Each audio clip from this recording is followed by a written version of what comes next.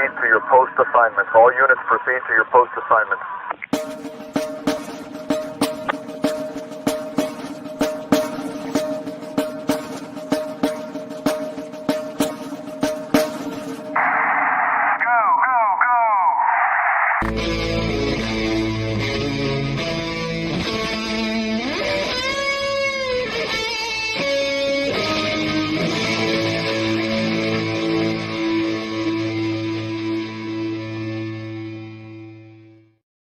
Tesla CEO Elon Musk sent Twitter into an uproarious stupor after tweeting about the war in Ukraine. He wrote in poll form, Ukraine-Russia peace. Redo elections of annexed regions under UN supervision. Russia leaves if that is the will of the people. Crimea formally part of Russia as it has been since 1783 until Khrushchev's mistake. Water supply to Crimea assured. Ukraine remains neutral.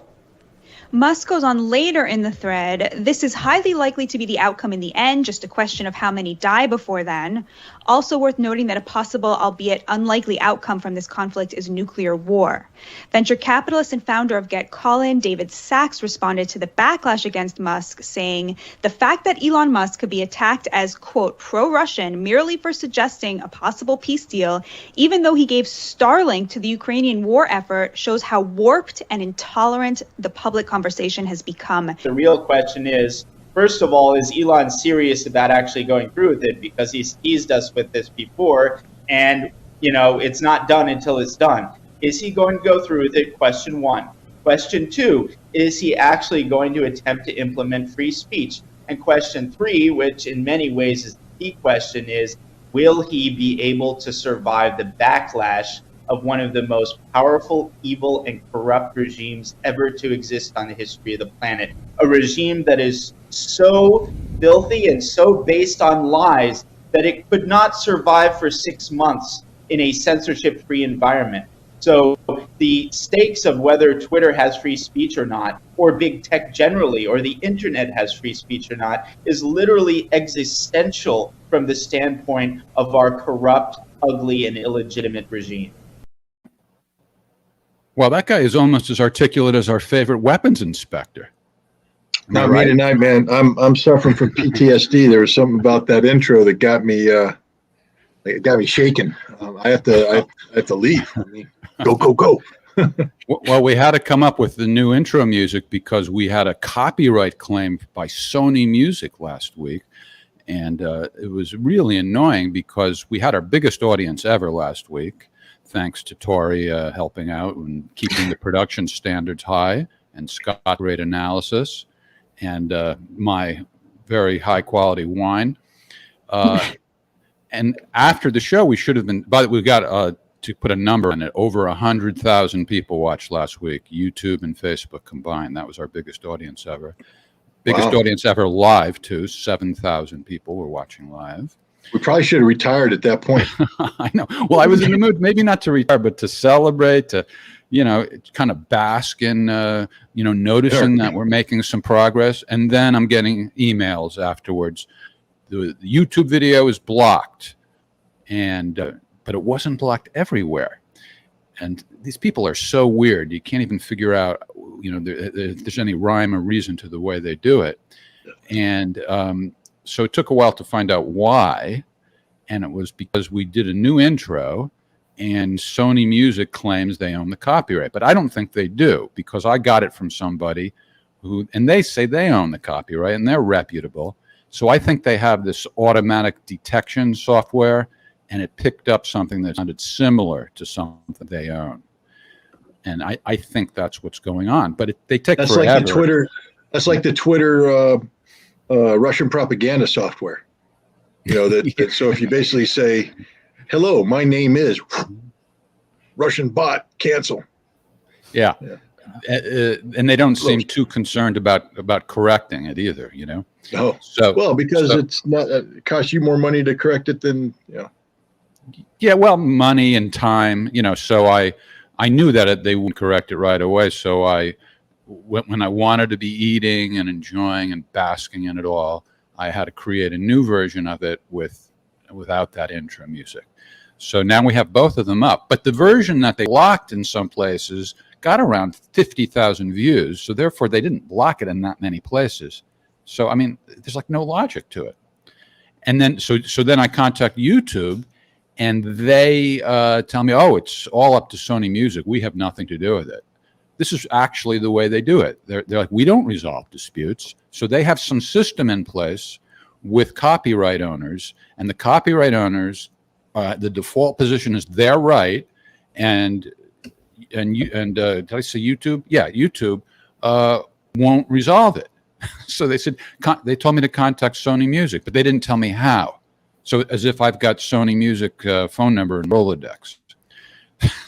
So I asked them, and they gave me an email. You're using a Rolodex, buddy. You're in trouble. Yeah. So anyway, this is probably boring to people, but that's what happened. Anyway, it's still not resolved. We're going to get slammed on this one right now. It's like, why are you talking about music? Get to the good stuff. All right. How you doing, Tori? Tori's got a new job, so I don't know. I hope we still have her after this. Yeah, I'm doing well. Should we tell people what your new job is? Sure. I'm going to be delivering for Amazon, so we'll see how that... You've sold out the man. You've really sold out to the man. You're a tool of Jeff Bezos. I'm ashamed. Yeah, we'll see. Hey, I mean, if you need an assistant, let me know. Let's hope that your stalker on Rumble isn't on your route, and you have to. Oh man, that's mean. I think he seems so nice. Stalkers are never nice. Kind guy. No, I'm kidding. He's not a stalker, but she has an admirer on Rumble who thinks her eyes are enchanting. So enchanting he can't concentrate on anything but her eyes. Is his call sign Jeff Norman? That may be how I feel, but I have not yet articulated it as this guy. All right, we got to move on. I hear the gunfire in the background. All right, there's a lot to talk about. All right, I'm out. All right. Check out those comments, Tori. Let's see what our beloved audience has to say. The one downside to the audience getting so large is we have more questions than we have time for. So I'm trying to figure out how else we can deal with it. Well, my editor has told me I have to shorten my answers too. So maybe if I shorten my answers, we can get more questions in. That would be one way, but you to be thorough, which isn't a bad thing. But we'll leave it up to you. I wanted to open with just before we get to the questions with Elon Musk and Twitter. Those two issues are very intertwined. One being, what he tweeted about his idea of what might resolve the conflict, and the other being his purported purchase in the making of Twitter, because the two things are very much intertwined. It's like the way people reacted to him. It's as if you can't even express an opinion. It's kind of like what you said when you got kicked off. What do you think of the way Zelensky and some of the others responded to Elon Musk's suggestion? Well, I think the Ukrainians are just, they're childlike in their behavior, petulant child. The only problem is children don't, the misbehavior of children doesn't result in the deaths of tens of thousands, which is something Zelensky brought up. Look, his proposal has a snowball's chance in hell. Russia has already enshrined these four territories into their constitution. So the notion that a businessman is going to come up and somehow convince the Russians to undo their constitution and give up these territories to yet another referendum is absurd in the extreme. It's unrealistic. Zelensky, Elon Musk, his heart might be in the right place, but it's literally it's going nowhere. But be that as it may, the intent was there.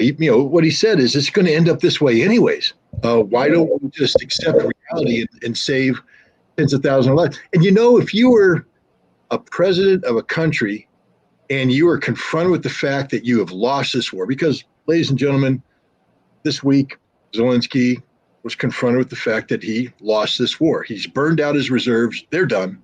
The vaunted counteroffensive is over. Yeah, look, tomorrow they might launch an attack that takes another 3 villages. It's over.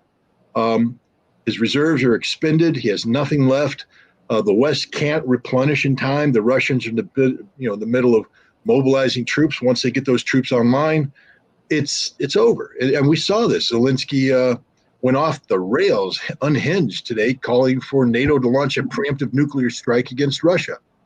Well, guys, you got to do this. You got to teach the Russians. I mean, this man's insane, literally insane. It's sad to watch. It's the mental deterioration of an already unstable individual, sitting there just spouting, lunacies. He's asking NATO to kill the entire world because anybody knows that if you launch a nuclear strike against Russia, their immediate response is to launch everything against everybody, and it's over.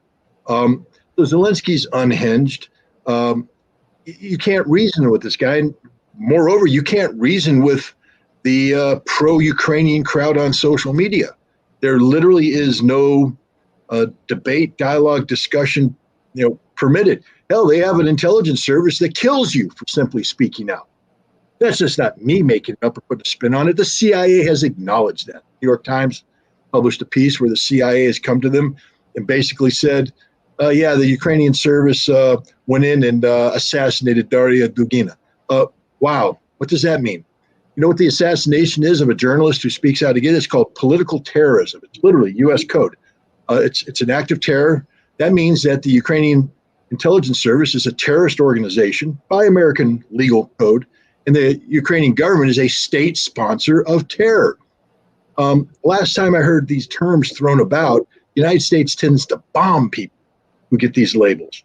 What are we doing to Ukraine? Chastising them. Well, don't do this. Very bad of you. Which tells me something. It tells me that the CIA isn't leaking the truth. The CIA is covering its butt, and we can get into that later. But I'm convinced that the Ukrainian service didn't have the sophistication and the network in Moscow to carry this out. That they inherited a network provided by the United States and/or Great Britain, a network that got the operative in, took care of the operative, received the operative, gave the operative the weapon that was going to be used. The operative was already trained on the weapon, and then had an exfiltration plan that took the operative to a friendly country, pre-briefed on her arrival. This is sophisticated stuff. The CIA does it all the time. The British do it. I don't think the Ukrainians are that good. So what the CIA was doing is, because the Russians know this, the Russians are putting two and two together, and the Russians are building up these networks and reconstructing them.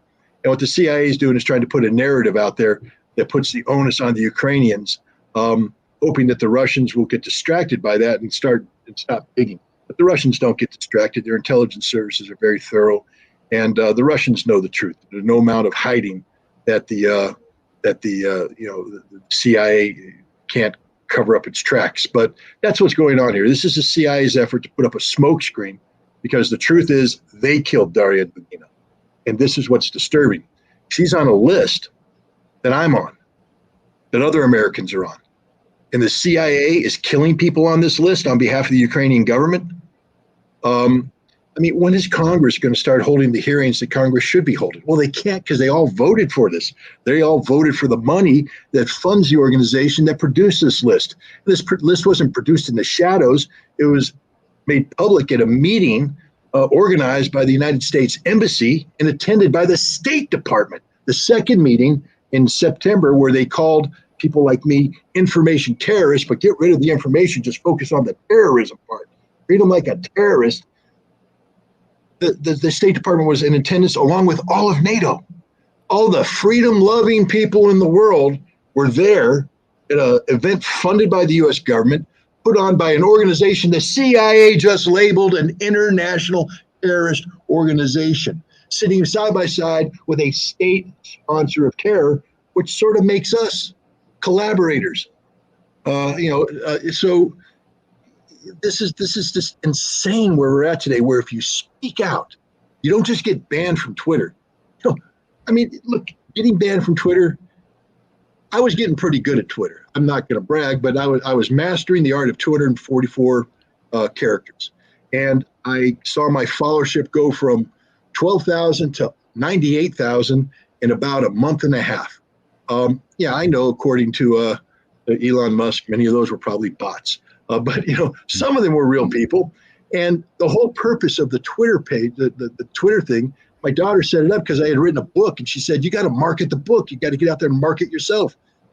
And literally, Twitter denied me access to 98,000 potential book buyers. I'm not saying all 98,000 would have gone out and bought the book. Just imagine if maybe 10,000 bought it. That's a lot of books sold. Maybe 1,000 bought. That's still a lot of books. Even if 100 bought, that's more than I would have gotten otherwise. So getting shut down from Twitter, yeah, I'm a little disappointed in it, but it's not the end of the world. What is the end of the world is having somebody blow up your damn car with you in it. And that's what these people on the list do for a living. It have happened to them. So, no, this is problematic, and the U.S. government's doing this, and we need the American people to wake the hell up, start calling their elected representatives, especially those who voted for the bill that funds this, and ask them what the hell they're doing. Yeah, well, the other way to think about it, Scott, is you just assessed how it affected you, but then multiply that times the millions. That's the effect. It turned from a free speech forum into a propaganda operation. 100% propaganda operation, yeah. Yeah, and this is a huge thing. So this is why I'm watching very carefully with cautious optimism how this deal is proceeding with Elon Musk. You know, wait a minute. So you're telling me I've got to be good with you? Elon's a genius. Elon is the man. Everything Elon does is beautiful. Hey, Elon, baby, let me back into Twitter. Well, if he's truly a free speech proponent, he'll have you on even if you criticize him. So people say don't trust him and this and that. And it's like, well, I don't have blind faith in anybody. But the thing about this issue is that I don't see any reason why he would pretend to be a free speech proponent. He might have some motivation to be less than honest about some other things, but it makes perfect sense. It would be good for Twitter. The thing is, just as Darren Beatty said at the outset in that video, he's going to be able to withstand the blowback from the deep state. I think you will. First of all, the deep state's got to be very, very careful. We have a very conservative, don't abandon Telegram. I'm not abandoning Telegram. Look, I'm not turning my back on, anybody who steps up when the going gets tough. If people step up and say, hey, we're with you, why in God's name would I ever turn my back? Telegram, I'm still learning how to use Telegram. I've not mastered the art yet, but no, I would never leave Telegram. But that's me letting somebody interfere with my train of thought by reading the thing below. But what were we talking about before I get this right? I'm like a puppy, man. You flash something in front of me. It's an interesting analogy. We were talking about Elon Musk being committed to free speech. Oh, I think we were. Yeah, but I just totally lost it, so I'm done. Oh, all right. So we're also developing a Substack blog, and that's a good place to start because we have links to all the other places, including Telegram, and that's going really well so far. All right. Well, it goes well if your talent actually produces product. I failed this week, but I promise to get that article out to you for next week. All right, a new blog post on Substack from our favorite weapons inspector, coming within days, and other people will be contributing content too. It's going to be only up to Scott. All right, let's get to the questions, and we're going to try to give shorter answers. Is that the plan this week, so we can get through them all? And we have some voicemail messages. I'll do my best. All right, we'll see how it goes. I prepared. Based upon my last answer, not very well. Yeah, I know. Well, I have 15 questions prepared that were submitted in advance, and we have 4, I think, who left voicemail messages. So let's start with one of the text messages from Henok in Addis, Ethiopia. Do you think this war and the destruction of Ukraine could have been avoided if it were the Trump era? Love from Ethiopia. I believe so. Not because Trump loves Russia, but because Trump is distrustful of NATO. And I think Trump wouldn't have allowed this expansion of NATO to get out of control. I think Trump would have put a cap on it. And Trump would have insisted that there be more attention paid to the sincere diplomatic effort that Russia's. I did an interview the other day on my Scott Ritter show with Vladimir Kozin, who is a very experienced arms control specialist who's advised, worked in the Soviet or Russian government, Soviet government as well. But he said something interesting about December. He said, all we needed was for them to take it seriously. He said it didn't have to be that they had to accept everything. All we needed to do is read it and then come back to us and treat it seriously. If they had problems, to say what their problems were and to begin a process of discussion, toing and froing. He said, had they done that, this war would probably not have happened. And so based upon that, I think Trump would have allowed that to happen. I think Stuttgart Stallions roller kind of on Raiders. Dream again, buddy. We wiped you out every time we played you. That's a reference to high school football.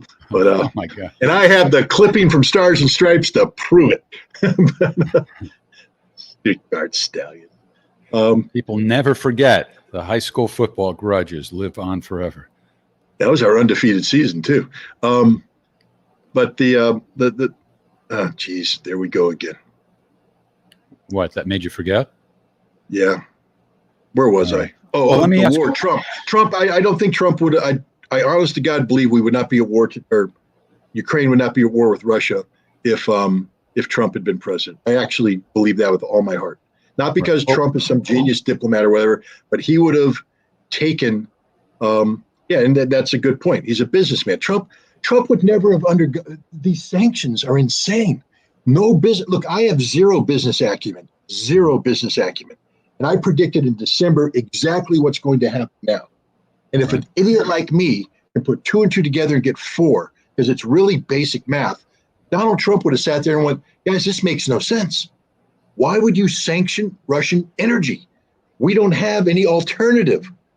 Because he's going to ask the appropriate question, which is, where do we get the backup? Okay, you cut off the gas here. Where do we get the gas to replace it? And if we don't get the gas to replace it, why are we doing this? He's a businessman. He would understand the German economics that say, to lose the gas, we lose the industry. I mean, no, Trump would have gotten it. I just don't see any of this happening if Donald Trump had been president. But he surrounded himself with some deep state characters as well as some others that were, very much different. It's hard for me to gauge, like, what's the pressure actually like? Would the warmongers have pressured him, and would he have yielded to that pressure? I can't say for sure. Well, no, I don't think he would have yielded. I think warmongers can disrupt things. For instance, it's now common knowledge that John Bolton and Mike Pompeo sabotaged any potential nuclear deal with North Korea. And what's interesting is, as you know, some of the material that was taken from Mar-a-Lago apparently were the love letters between Kim Jong-un and Donald Trump. But people who are now becoming familiar with the content, because that content was highly classified, not because it gave away sources and methods, but because it talked about personal communication with the president of a sensitive nature. The fact is, the deal that Kim Jong-un was putting on the table is real, very real, which is even more reason to condemn Joe Biden today, because Joe Biden knows what that deal was, but they sat around and did nothing. And now we have a nuclear North Korea that says we'll never talk denuclearization again. Fact is, if you guys keep playing these stupid war games, we're going to talk nuclear preemption, which means Seoul's gone, Tokyo's gone, maybe California loses a couple cities. Yeah, North Korea will be turned into the Stone Age, will be eliminated, but does that do the millions of people are going to die any good? I mean, Joe Biden is a failed president. Literally, he's a man who cares nothing. He's destroyed his allies. He destroyed Afghanistan. He's destroying Ukraine. He would destroy Georgia if he could. He'll destroy South Korea. He'll destroy Japan. He doesn't care about. He'll destroy Taiwan. That's next on the list. He doesn't care about anything. He's wrapped up in this notion of American, narcissism. The world revolves around us. We say something that must happen. Really, Joe? How about the deal you cut with the Saudi begging the Crown Prince to increase oil? And the Crown Prince, well, maybe 1 million barrels a day, but got to wait for the August meeting. That OPEC Plus meeting, plus being Russia. And so what the Saudi conference said basically is, hey, stick in your ear. We got to go talk to the Russians. The Russians hold your fate in your hand. And guess what Saudi Arabia and Russia just did? Cut oil production by 2 million barrels a day. 2 million barrels a day. The United States is screwed right now. Joe Biden doesn't know what to do because he's been artificially lowering the price at the pump by releasing these strategic reserves so he can tell people, look, I lowered gas prices. Well, Joe, you didn't, because when this crisis started back in January, I have a photograph of my local gas station. It was $4.19. I went in to pay. By the time I finished paying, it was up to $4.39, and the price ain't gotten anywhere near $4.39 since then. So, hey, Joe, it's all on you, buddy. It's not Putin's price tag of Putin's gas tax. It's Joe's failed policy. But now Biden is oil prices are going up. They were the Russians and the Saudis were basically saying we need oil to be at $70 a barrel. Russia has come out and said that's what we base our budget on. So when we budget forecast for the next year, we budget based upon the premise that the average, per barrel price is $70. And we don't want the United States and Europe coming in and putting price caps, because that's what they were talking about doing, putting price caps that would keep the price lower, which means you'd bankrupt Russia. And so the Russians went to OPEC and said, you do understand that if they price cap us, they price cap anybody. That's what they do. And the Saudis got it. Everybody got it. So what did they do? They said, ain't no such thing as a price cap. And you want to prove it? Europe and America? 2 million barrel a day cut. Watch the price. Shot up to $100. Price cap that, Joe. You can't. It's over. I mean, the guy's ruining America now. He's not only ruined Europe, he's in the process of ruining America. Why? Any damn economist worth their salt would have told him that. So where are these advisors? We criticize the neocon warmongers that surround Donald Trump, and they deserve to be condemned. John Bolton amongst them, and at the head of them. But where are all these so-called the adults in the room, all the smart liberals, the clear thinkers? There's nothing clear thinking about them. These guys are literally the dumbest people on the planet. Anybody who would advise President Biden that sanctioning Russian energy is a good idea is a fool. And Europe's learning that right now. Europe, it's too late. Europe, sorry, it's going to happen to you. Over. Your economies are gone, irreversible damage. It's sad, but the fact is, Joe Biden did that to Europe. The Europeans are waking up to that fact. And I think this time in the spring, the United States isn't going to be welcome too many places in Europe. All right, we have a question coming in from Europe, as a matter of fact, via voicemail. This is Andrew from England. Hello, Jeff and Scott. Message from Andrew in Newport Pagnell, England. I was just wondering if Scott had any thoughts on the GEC Marconi scientists, the string of suicides and unusual accidents that they had back in the 80s. I remember being very worried about it at the time, thinking someone knows much more about this than is being let on. I wonder if Scott had any thoughts on that subject. Thanks very much. Bye. Which scientists? GE something, really. It's hard to hear, huh? I didn't get. Look, in the 1980s. Hello, Jeff and Scott. Message from Andrew in Newport Pagnell, England. I was just wondering if Scott had any thoughts on the GEC Marconi scientists. Marconi. The string of got it. GAC Marconi scientists. Marconi. Yeah. I remember no. Marconi invented the radio. He's still around. It's a company. No, I don't. In the 1980s, I was a simple Marine, intelligence officer doing combat stuff. Combat. The last thing in the world I'd be involved in is giant geopolitical discussions of that nature. Then I became a weapons inspector in the Soviet Union, solely focused on that task. Then I fought in a war, and then I went off to do the United Nations. So I had literally no exposure to that. Now that you brought it up, of course, I'm going to do the most dangerous thing in the world, which is to Google something, and I suddenly become instantly smarter than I really am. But I will do it just out of curiosity. So a string of GEC Marconi suicides in the 1980s. Gotcha.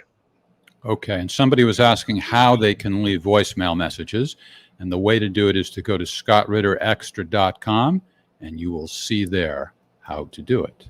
Let's move on to the next question. We're picking up the pace. Joseph from Graz, Austria. As a weapons expert, I don't know if he means you or himself, I eagerly want to ask you if you know the book Death Object, Exploding the Nuclear Weapons Hoax by the professor of applied math and statistics, Akio Nakatani. If yes, what do you give it? No. All right, great. Let's move on to the next question then. No, but I just want to tell him that I respect the question, and I will, Jeff will, of course, send me the information, and I will do the research and try and give you an opinion next time. All right. Just as we said, we've picked up the pace. We're already to the third question. You're Dimitri, so fast. Yeah. We have to revive a weapons control system. How can this be achieved, Mr. Weapons Inspector, considering the absolute destruction of trust between the USA and Russia? Who in their sound mind could believe any promises or treaties?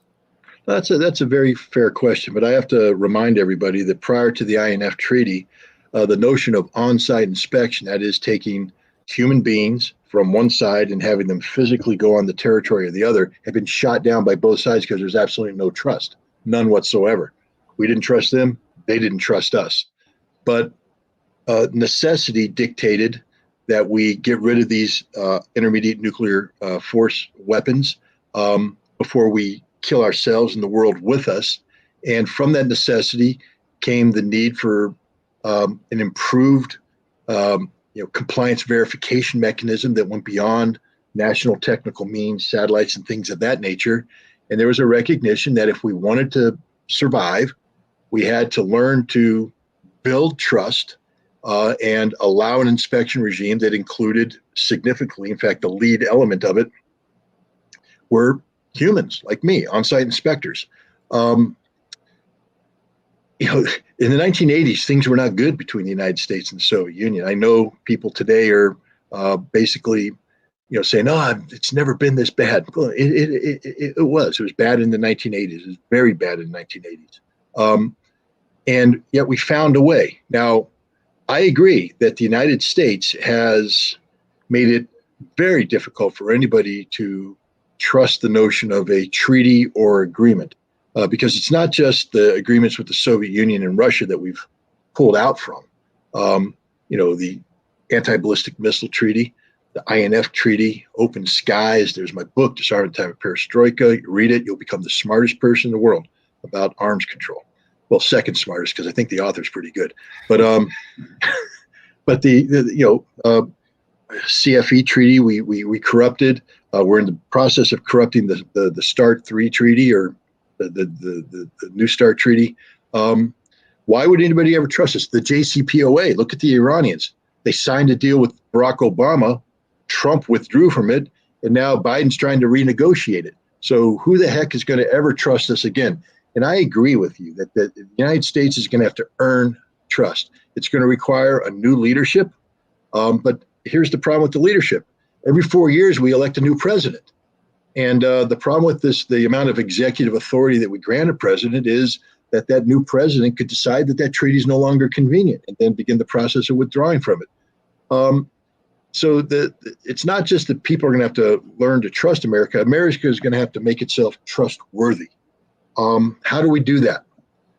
The establishment, that we call it, is composed of people of a certain age who are educated at certain institutions that convince the people who graduate from these institutions that somewhere in this room there is sitting somebody who is going to change the world, somebody who's going to be in the room when that decision's made. And so the thing is, we get all like-minded people, all educated the same way, all shaped with the same career paths. That means that when it comes time to make that decision in the room, they all make the same decision. We have to break that pattern.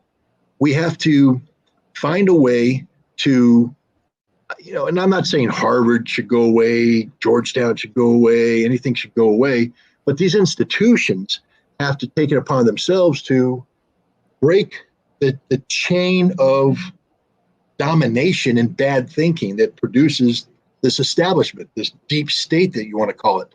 The military has to do the same thing. We have to start, and I'm not saying become woke. I'm saying that we just have to start bringing in people who think differently, have a different approach. Well, you're talking about the academic world. Do you see much potential for any other type of, cooperative system from people to people that just bypasses government?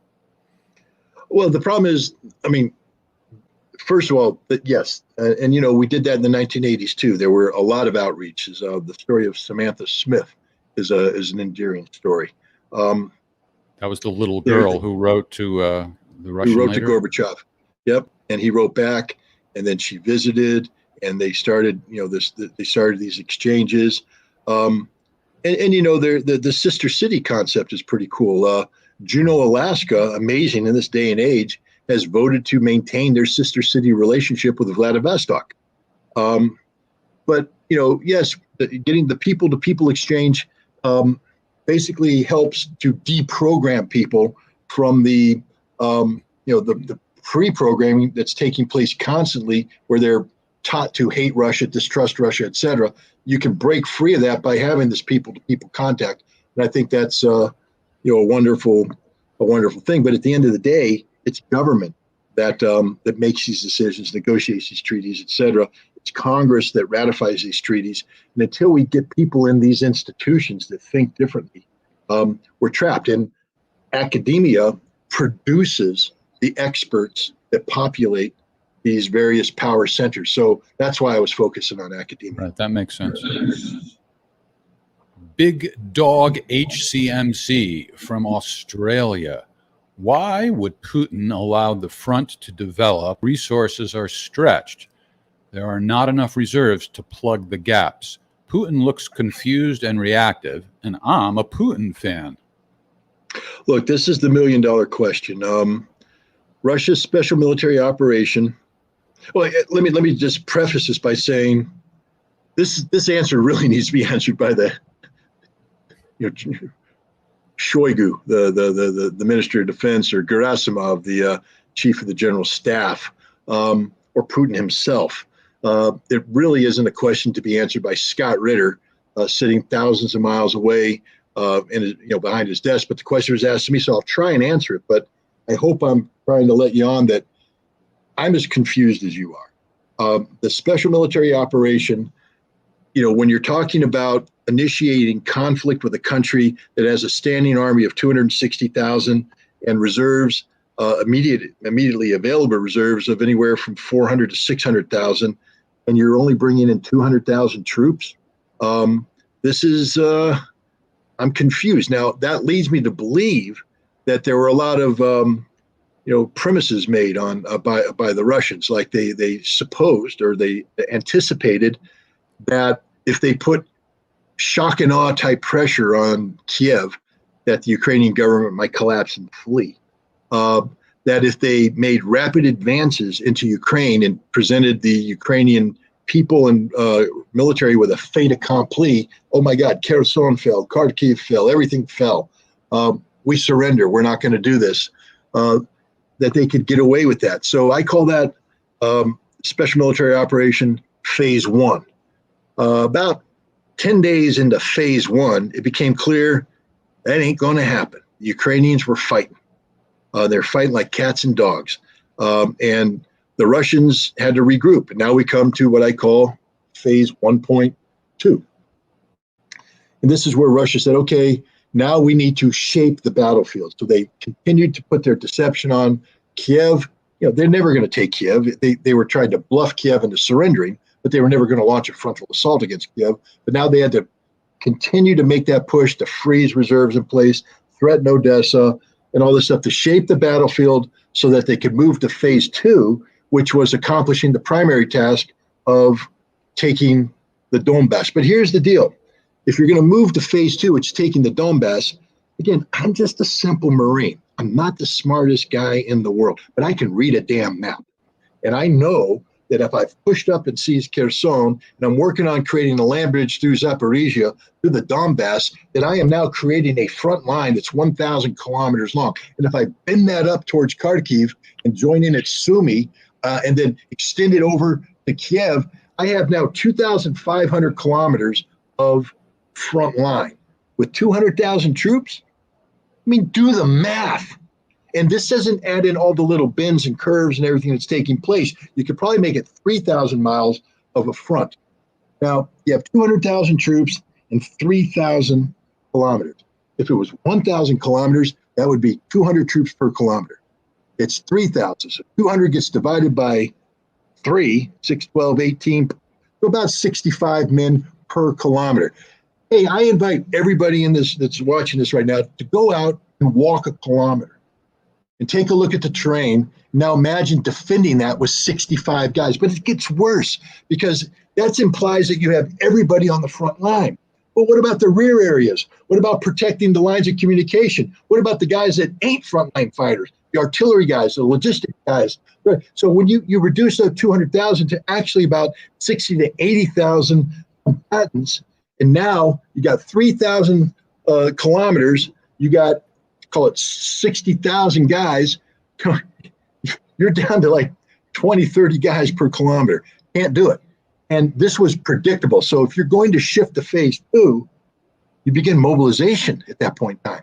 Or you should have begun mobilization much earlier than you did. They didn't. They made a decision, I believe, was politically motivated internally because they didn't want to panic. You know, imagine telling the Russian people, we screwed up, they didn't surrender. No, you got to say, everything's okay, we got this under control, don't worry about it. And they shaped the battlefield sufficiently so they could take control in Donbass. They did. They captured the city of Mariupol, very tough fight. They succeeded in getting the land bridge in. They started the grinding operation against the most heavily entrenched area in the world. And they just started grinding them down. And they had an algorithm in place that was basically crushing the Ukrainians. I mean, we're talking 6, 7, 8, 9, 10, 15 to 1 casualties. But here's the problem. The initial Ukrainian defense, because, when the war started, neither NATO nor the United States thought, nor I'll be the first to admit it, thought that Ukrainians were going to last that long. I mean, General Miley briefed Congress, says 72 hours, Kiev is going to fall. Yours truly said they ain't going to last a week. Right. Well, they did. They did. And suddenly everybody in NATO woke up and went, whoa, this is a fight. This is a fight. How we have to support these guys now. So they began this process of beginning to mobilize support. That's when they started to elevate Zelensky to God status, Winston Churchill status, King Leonidas status, the defender of democracy, and the whole works. They invented this wonderful little phrase, I don't need a ride, I need ammunition. He never said it. The CIA said it. Doesn't matter. He said it. He's God. And then Europe began mobilizing, the United States began mobilizing, and then the next thing you know, you have a game-changing event. You have the Ukrainian army, which is in the process of being destroyed. In fact, it was destroyed. People need to understand that by late June, the Ukrainians had suffered over 60,000 dead and over 40,000 wounded. That's 100,000 casualties. No army can take that kind of casualties in less. But they did, because what they were doing is they were throwing in their territorial reserves and pulling out their experienced fighters. They were basically buying time with bodies. These guys are, they're throwing these poor territorial reservists in there just to get slaughtered. But they took these other guys out and they were getting trained in the United Kingdom and France and Germany and Poland. And they assembled the reserves. They equipped them with all this NATO equipment, HIMARS, M777s, Caesar artillery, German artillery, Czech artillery, all this new artillery, all these tanks, everything. Then they trained them, not the old plodding Ukrainian way, but the new NATO way, speed, maneuver, etc. And they were giving them brilliant intelligence from the United States and NATO that picked the exact weak spot in the Russian line where they could come in, hit this one village, punch through, and put everything into chaos. And they implemented this. They basically launched an attack against Kherson, the south, after telling everybody, I mean, not too sophisticated on the Russians' part, I have to say, Zelensky, 1,000,000-man army, going to retake Kherson. And the Russians are like, oh, we have to defend Kherson. Why don't we strip everything we got, Bring it down to Kherson. Hey, First Guards Tank Army, come on down there. Come back here. 20th Combined Arms Army, send half your guys down here. Everybody this way, Kherson, defend Kherson. And the Ukrainians went, let's attack Kherson, fix these guys in place. They read the Russian playbook, apparently. The Russians were fixing them in Kiev. Well, the Ukrainians surrounded, fixed them in Kherson. The Russians are fixed. And it looked good early on. The Russians were like, hey, we're slaughtering these guys. 2,000 casualties, 1,000 casualties, 3,000 casualties. We're kicking ass. Well, not so fast, because then the Ukrainians flipped up and attacked in Kharkov. They picked a perfect seam right where SWAT teams were defending. Not military, but SWAT teams. And they punched through, got in the rear, and the Russian defenses deflated. They had to retreat very rapidly, leaving equipment behind, ammunition behind, to build up a new defensive line that had more than 30 guys per kilometer. And the Ukrainians did this, but they're losing casualties, significant casualties. But it's that point where the Russians realized we have insufficient resources to the task. Again, I believe they should have recognized this long before that. Almost everybody. I mean, in May, I said they have insufficient resources to the task. And again, I'm just a silly Marine. But in September, even the Russian High Command went, we have insufficient resources to the task. So began the mobilization. More than 300,000. The 300,000 are the mobilized troops. They have an additional 70,000 volunteers coming in, patriotic Russians who said, even though we didn't get a slip, we want to sign up. In addition to that, they have about 80,000 are being trained, other volunteer units. The Chechens are pouring guys in. So they're going to have, all in all, a little bit less than 500,000 new troops coming in. That's a lot. That's in addition to the 200,000 Russian troops they have and the 80,000 Donetsk, Lugansk, and other forces they have. So we're talking close to 800,000 Russians now are going to be taking on the Ukrainians who just earned, there it is, I believe 800,000 is needed. That's what they got in the West, 800,000. And the Ukrainians, the intelligence right now says that they pushed 300,000 troops, and that's everything they got. They got nothing left. 300,000 up there. They got 50,000 off in Europe getting trained. They're not going to be ready for another month or so. This 30,000, though, about 70, 80,000 of them were these highly trained NATO guys. And when I say NATO, I mean NATO. The Lugansk governor is saying, hey, all these guys that were fighting, 80% of them ain't Ukrainian. Most of them are Polish. A lot of them are English and Canadian and American. We're fighting a lot of mercenaries. They're not really mercenaries. Mercenary is a person who, soldier of fortune. These guys are what I call sheep-dipped warriors. They've set up this whole network of private military contractors where you can go, and they call it, there's a term they use that implies you're providing executive protection, but you're not. You're a NATO soldier. You get paid $2,000 or $3,000 a day. I mean, that's pretty damn good money. I might go do that. I could pay off my college debts. But the point is, they're getting paid really good money for this stuff. Who's paying for it? The U.S. taxpayer. U.S. taxpayers doing that. But they're getting paid. They're getting trained, and these guys are the cutting edge. They're the front force. They're the assault forces. They're the guys running the deep penetration missions. And they're all burned out. They're burned out. They've used up their equipment. They're getting slaughtered on the battlefield now. They bang their head up against the wall. They push the Russians back as far as they're able to push back. Like I said, tomorrow they're going to wake up and you're going to find 2 more villages got captured. You go, Ritter, you're wrong. You're wrong, Ritter. You're an idiot. Okay, I agree. I'm an idiot, but I'm not wrong. The fact is, they've burned out their reserves, and Zelensky knows it. And Zelensky has his military guys telling him, boss, we ain't got nothing left. You took everything from Odessa. You took everything from Sumy. You took everything from Kiev. They sent the Presidential Guard in. The Presidential Guard has been deployed. There's nothing left. So what happens now? They're all burned out. They've overinflated the balloon, and the Russians are coming in. And by the end of November, December, they're going to have 800,000 forces assembled. And these aren't just, everybody's like, hey, there's 300,000 reservists, man. Well, yeah. Read history. The United States Army, World War II. I have it right up there. Rick Atkinson's trilogy talks about the United States Army during the Second World War. By 1945, we had the largest, most combat-capable army in the world almost exclusively manned by amateurs, by draftees, guys who didn't volunteer in 1940 and 41, guys who were sitting home saying, I want to stay home with mama. I want to stay home with my job. I don't want to go to war, but they were drafted. And what they realized, these guys, they weren't sitting there going, USA, USA. They were going, damn, okay, the quickest way home is through the enemy.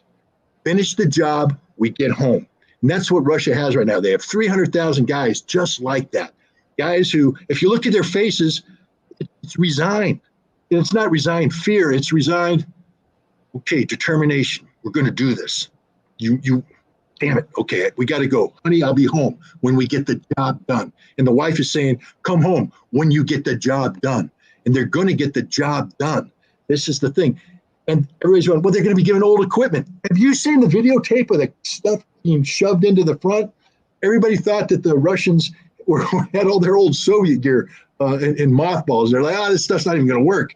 It's brand new damn tanks, brand new artillery, brand new vehicles. It's all new. What the Russians have been doing for the last 8 years is producing new stuff, and it's been going into the stockpile. So when they mobilize, these are going to be remember, the 300,000 are already trained. They've been to the military. Most of them have already been brought in and assimilated in existing units. They put all the units up to speed, and these guys who were just in like a year or two ago, I mean, they, like me, they probably have put on a little weight, a little slower, maybe some arthritis, but they still know what they're doing, and they got their refresher training. Now they're in. The other guys up forming fresh units. It's all over for Ukraine. It's literally all over. And Zelensky knows it. That's why he's talking insanity. Anyways, that was my short answer. If you wanted a long one, I would have given it to you. Well, you crammed a lot of self-deprecating labels in there. You called yourself an idiot, a silly Marine. I think you said also a simple Marine. I counted 3. All right, let's go to more. Let's go to Janet from Oakland and see what her question is for the silly Marine. First, I want to give my kudos to Jeff and Tori for producing these Q&A sessions with Scott, and much appreciation to Scott for doing this. I am Janet, calling from Oakland, California. I listened to the Scott's doubleheader with Vladimir Kozin yesterday, and this question relates to that. If Russia eventually goes further west into Ukraine, to Ukraine's border with Poland, to complete the demilitarization and denazification of Ukraine, and those lands are annexed to Russia, like the 4 regions just were, then there would be no buffer zone, no neutral state between Russia and NATO, like what Russia has been wanting Ukraine to be. Would you comment on that? Thank you. Well, thank you for the question, and thanks for watching my my interview with Vladimir Kozin. I thought it was going to be a little too esoteric for most people, but I think Vladimir did a good job of providing again fresh insight into the Russian mind when it comes to issues of arms control, etc. Russia's not going to annex territories that aren't Russian. That's just a straight up statement that I believe. Anytime you listen to Putin talk about this, Putin talks about the Russian nation, talks about the Russian people, and the places that he basically annexed already are Russian-dominated territories. There's about 4 more in there, maybe 5, that have Russian majority populations. Odessa, Nikolaev, Dnipropetrovsk, I hope I said that right, and Kharkov, and then I think north of Kharkov is Sumy, I don't think that's the name of the place because of the CH chair something. Chernigov. These territories could very well be annexed into Russia in the next wave of annexations, assuming that Russia does what I think they're going to do and launch a very successful operation. The question is 100% correct in noting that in order to achieve demilitarization and denazification, Russian troops are going to have to go to the border with NATO. That doesn't mean that they're going to stay on the border with NATO. Russia doesn't want to have a border with NATO. So I mean, there's some realities. For instance, I believe that Russia will take Odessa, and that they'll tie in with Transnistria, and eventually Transnistria will become part of Russia. And good luck with that. And so that's there. I believe Kharkov will become part of Russia. I think Nikolaev already is. They've assumed some parts of Nikolaev become, Kherson, so they redrawn that map. Dnepropetrovsk. I should know that because I used to, Pavlograd was the missile factory that I was going to help build a START portal monitoring facility there. So I studied it and prepared for it, and then they shipped me back to the Marine Corps. But so I should remember that because I used to know how to say it. I don't know if they're going to take that. I don't know how deep they're going to go. I do think Odessa and Kharkiv at a minimum. I think Nikolaev's got to go. We'll see. But the point is, even when you take all those territories and Russia assumes constitutional sovereignty over them, the only border you have that's problematic is Transnistria, but that borders with Moldova, who's not a NATO nation. So you still don't have a NATO buffer. I mean, you still aren't buffered up against them. What is a buffer state going to look like? That's the $1 million question. We know that once Russia's set in process a precedent of carving up Ukraine, and Hungary has some claims, Romania has some claims. I think there might be some Slovakian claims, and Poland has a huge claim.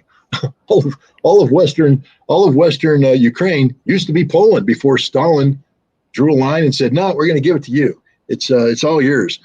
Ukraine, part of Belarus has total claim on this. They were part of that land swap too. So there's a lot of people out there basically saying that we have a claim on this territory. How's this going to play out? I don't know. I mean, a dangerous. And I'm not saying I'm against what Russia did. It's really none of my business. But it's a dangerous precedent. It's a dangerous precedent. You've started, and the Russians will say, "Hey, we didn't start this precedent. Kosovo, NATO started this precedent," and they're right. I agree with them. But you just carved up Ukraine, and Crimea you can get away with because anybody but a fool knows that was Russia. Donbass, you have a legitimate claim on that because of the behavior of the Ukrainian government and the resistance that was put up by the population there. Kherson, Zaporizhia, man, I mean, come on, that's tough. You just took two lands. I know there was a referendum, but during war, I mean, did everybody vote? What about all the people that fled? Again, Russia did what Russia did, and that's Russia's business, and the world's going to have to adapt to it. And it's funny, and let's just throw this one in. So Zaporizhia was annexed by the Russians. On Zaporizhia's territory is the nuclear power plant. Russia's now taking control of the nuclear power plant, which means that under the NPT, Russia has to declare this to the International Atomic Energy Agency and say, this is ours now. And now the IAEA has to come in and redo a safeguards agreement with Russia. But how can they? Because nobody recognizes Zaporizhia as being part of Russia. So what happens to the IAEA when Russia says, here's our declaration, you have to come in and do it? Very interesting question. Here's another one. If Zaporizhia is not part of Russia, why did the European Commission just sanction them? They sanctioned the territory of Zaporizhia. Legally, they can't, because if Zaporizhia is occupied territory, you can't sanction occupied territory. So Europe just basically de facto said, yeah, you're part of Russia, we're sanctioning you. I mean, there's a lot of tricky little inconsistencies going on here, but it's a dangerous thing what has happened here. I understand why Russia did it. I'm not condemning it. I'm just saying straight up, it's a dangerous precedent, and it leads to tremendous uncertainty about what the fate of Ukraine is. Zelensky is basically looking at a country that is disintegrating before his very eyes. Hey, Volodymyr, I'm telling you right now, you lost Odessa. You're going to lose Kharkov. You may lose others. The longer you keep this war going, more you're going to lose. And by the time this is done, Poland may come in and take Western Ukraine, Romania, and Hungary may come in and take their population centers, and you're going to be left this little rump state. Except you're not going to be left with anything because you're a dead man walking, literally a dead man walking. The Russians are either going to kill you, or your intelligence center is going to kill you, or your army is going to kill you, or you're going to flee Ukraine, take residence somewhere, and 30 years from now, somebody's going to drive an ice pick through your head because you basically are responsible for the deaths of hundreds of thousands of people and the destruction of a nation. Janet, that nice woman in Oakland who asked the question you just addressed, suggested that I clarify for folks that when I say at the end of the podcast, we have no more questions, what I mean is we have no more time for questions, because she got the impression that there were no more questions, and she was a person who had asked. So I said, okay, that's fair. I'll clarify that. And as you were just answering that question, a couple of comments came in saying we should go to 2 times a week to accommodate all these questions. And I don't want to put Scott on the spot, but I'll do it if he will. Well, you could chop off a couple of the other podcasts that you do, and to satisfy the. You're going for exclusivity, is what you're going for. Hey, if it happens, it's organic. We'll talk about it, Jeff. I have to tell you that the inclination is to avoid more. My job right now is to actually reduce my workload, not increase my workload. But we'll talk about it. I'm not. Look. I'll just say this straight up. This is what the public is saying. This isn't me going. No, I understand that. But the reason why I do so many things is because we just live in an extraordinarily important time. I mean, this is history. This is like once in a lifetime, not once. This is once in a millennial type history that's taking place. The world is changing. What's going to exist next year is going to be far different than what is existing now. And we are eyewitnesses to this transformation. And if people find, my analysis to be useful to this, to be informative or whatever, I'm all in favor of providing as much as the public. I hate using that term public, but as much as people want to hear. So we'll see, Jeff. But of course, as we know, you're just a simple Marine, so you may not have. Let me do a little math for you. If you don't do 1 or 2 other podcasts that you would have done, you're not actually increasing your workload if we were to do twice a week. Wow, thank you for that. Thank you for that. That's an Army thinking there. All right. Oleg from Wisconsin. Ukrainian forces have been gaining more and more territory. The Russian military seems to be in crisis on the front lines. Have we all underestimated the Ukrainian NATO capabilities and overestimated Russia's? Well, I would think a short answer is yes. I think there's no doubt that there was a global underestimation of the Ukrainian capabilities. And I think not NATO capabilities, but NATO willingness to expend tens of billions of dollars to build up a de facto NATO proxy on Ukrainian soil. In Russia, I wouldn't say that we overestimated Russia's capabilities. What I would say is Russia hasn't lived up to its potential. When you have the First Guards Tank Army, which is supposed to be able to bring 30,000, knuckle draggers to the front line and defeat NATO head on, and but what makes them work is this concentration of power, and you disperse them on a frontage where they only have 60, 80 guys per kilometer with no depth. You lost every advantage you had by creating the First Guards Tank Army to begin with. And this is the problem. It's not that the Ukrainians are so much better than the Russians or the Russians are so much worse than the Ukrainians. It's that when you put 7,000 guys, highly trained with modern equipment, up against 500 guys, the 7,000 will win 100% of the time. And that's what the Ukrainians were able to do. They were able to assemble sufficient force, given place and time, find the seam, and exploit it. Now, the professionalism of the Russians is following. In 1944, the German army, considered one of the most professional militaries in the world, studied the destruction of Army Group Center. here it is. The Germans dug in, defending, but like everybody else, in insufficient resources. So what did they do? They had thinly defended lines because they'd sent all their reserves elsewhere. They sent it down to the south. They were up by Leningrad. They're opposite Moscow. They had this thinly defended line with no depth, very little reserves. And what did the Russians do? The Russians came in, found the seam, and boom, went right through it. But when they punched through that line, the Germans literally panicked, threw down. I mean, it was one of these slaughters. It was similar to what happened to the French after the Battle of Smolensk and when they invaded Russia in 1812. The French just lost all cohesiveness, dropped their weapons, ran. They got to the river. They drowned. The Cossacks came in, sliced them up. Well, the same thing happened. The Germans basically gave up, ran, and the Russians followed. The Soviets followed behind, and it was mass murder. And yet, when you look at Kharkov, again, I think I've mentioned this before, but let's just take away the map, remove the map. And if I say the Russians and the Ukrainians just spent 2 weeks fighting head to head, the Ukrainians lost 5,000 guys. The Russians lost 200 guys. Who won the battle?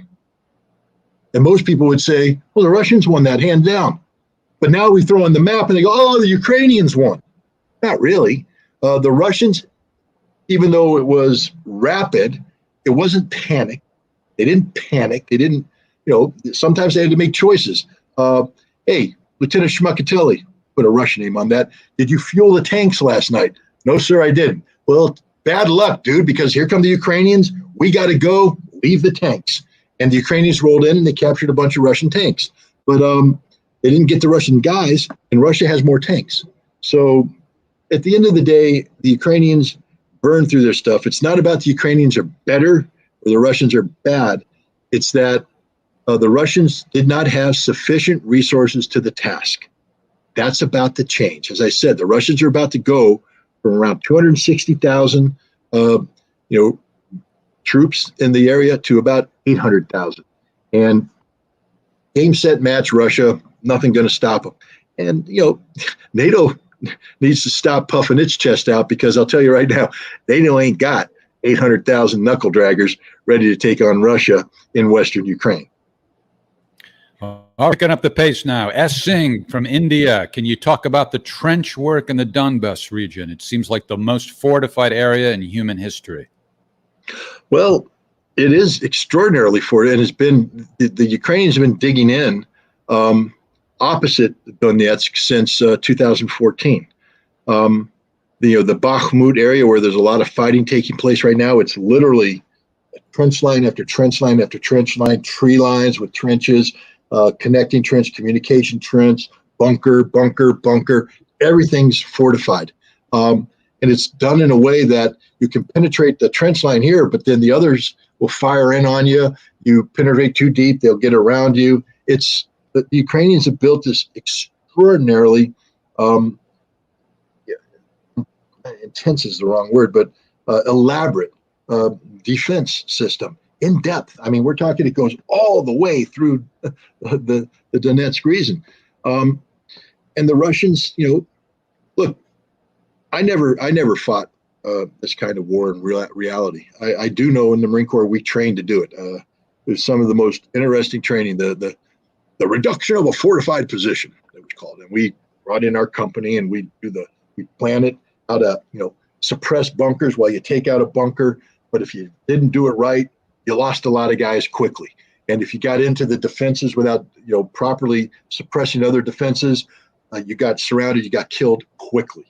So the assault of a fortified position is extraordinarily difficult. It's up there with combat in an urban environment as being some of the most difficult places you can fight.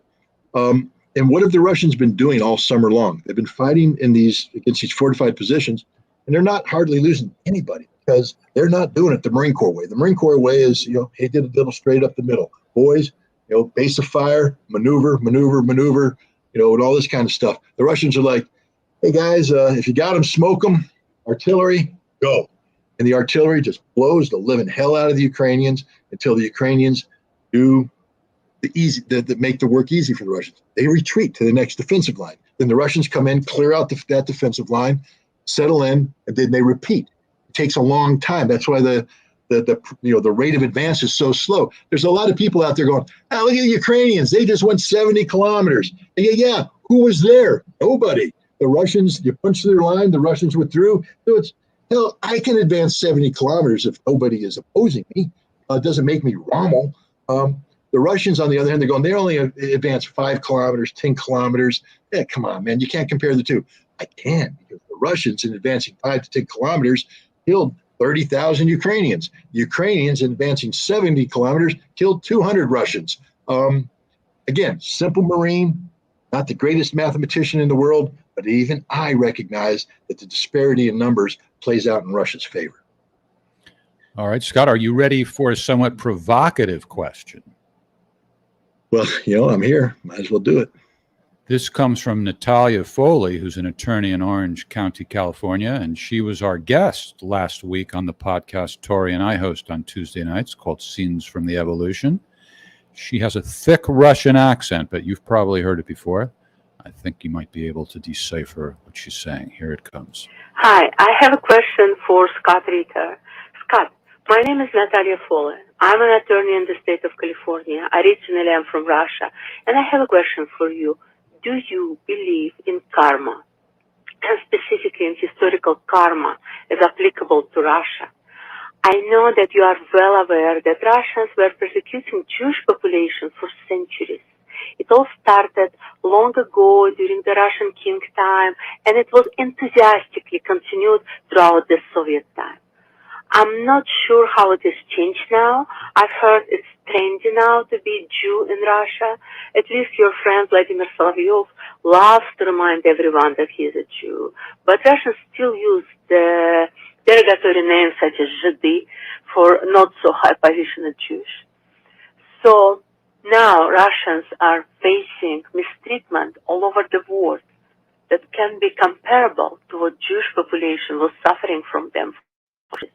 Don't you think that Russians just hit their historical karma? Don't you think that a little self-awareness would not hurt them in their fight for moral cleansing of Nazi ideology? I really want to know what is your take on this. Thank you. Thank you, Jeff, for setting me up for that one. Look, let's put it this way. She's 100% right. The history of Jews in Russia is one of pogrom after pogrom after pogrom after pogrom. It's not an exaggeration. In the late 1800s, early 1900s, whenever there was a problem, domestic problem, the way that local governors, helped bleed off the steam was to say, blame the Jews. And then everybody rose up, rode through the nearest Jewish village, trampled them, killed hundreds of them, drove them out, etc. And that's true. I mean, Fiddler on the Roof is just a musical, but it's based upon a historical reality. So yes, and then in Soviet times, not as much. I mean, look, I didn't live there. What I'll say about this, look, the anti-Semitism exists everywhere. I mean, you want to see anti-Semitism? Come to America. It exists. It's everywhere.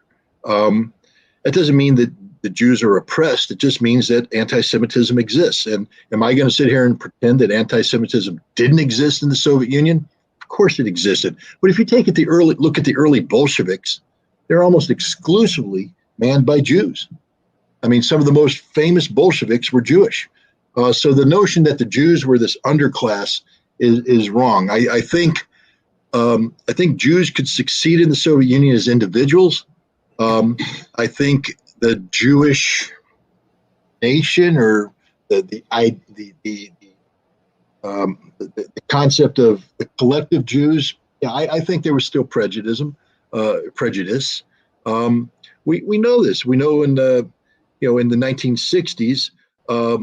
A lot of Jews wanted to leave the Soviet Union because they felt that there was oppression. And in fact, I interviewed a guy, on the Scott Ritter show who basically stormed the Israeli consulate and demanded that the Israelis open up the Aliyah, the return of Jewish people to the homeland and pressure the Russians to do this. And they began a process, but it didn't go as effectively as people wanted. In the 1970s, the United States passed a law.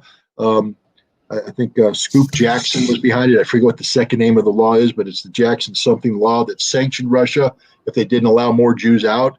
And it was problematic until the collapse of the Soviet Union, and then suddenly all the gates are off, and the Jews that wanted to flee could flee. And I mean, over 1 million of them, or 600,000 to 1 million of them, went to Israel. Others went to the United States, others went to Europe, and many stayed. Now, am I going to pretend today that to be a Jew in Russia is perfect? No, because does anti-Semitism still exist? Yeah, but ask yourself, why is the Israeli government and the Russian government so tight? Because the Israelis and the Russians know there's a large Jewish population in Russia, and there's a large Jewish population of Russian immigrants, and they two stay together. The fact that you could freely immigrate from Russia today, and many Jews choose not to, tells me that life in Russia isn't as oppressive as it was in Tsarist times. Now, the question is of karma.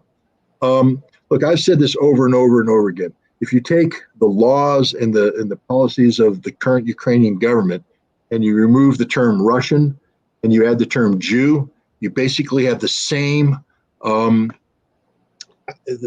same mindset that Nazi Germany had in the 1930s before the Holocaust began. So I actually believe that Russians are waking up to the fact that there is this thing called irresponsible prejudice, that, painting the entire people with a brush, so you have a problem with Putin. That doesn't make every Russian evil. They're learning, that the Ukrainians view them as orcs. I know personally a lot of people who are just stunned by the level of hatred of Ukrainians towards the Russians. Now, anybody who studied Western Ukraine, studied Stepan Bandera, studied the organization Ukrainian Nationalists, either B for Bandera or M for the other dude, know that, no, this is deep-seated. It goes back a long time. But the reality is there's no pogroms in Russia today. There's no limitation. Jews can. I don't think there's a glass ceiling in Russia for Jews. If you're qualified, you can get promoted. You can get the job. You can work in government. You can do anything you want. I'm not going to pretend that life is perfect, but because I don't know.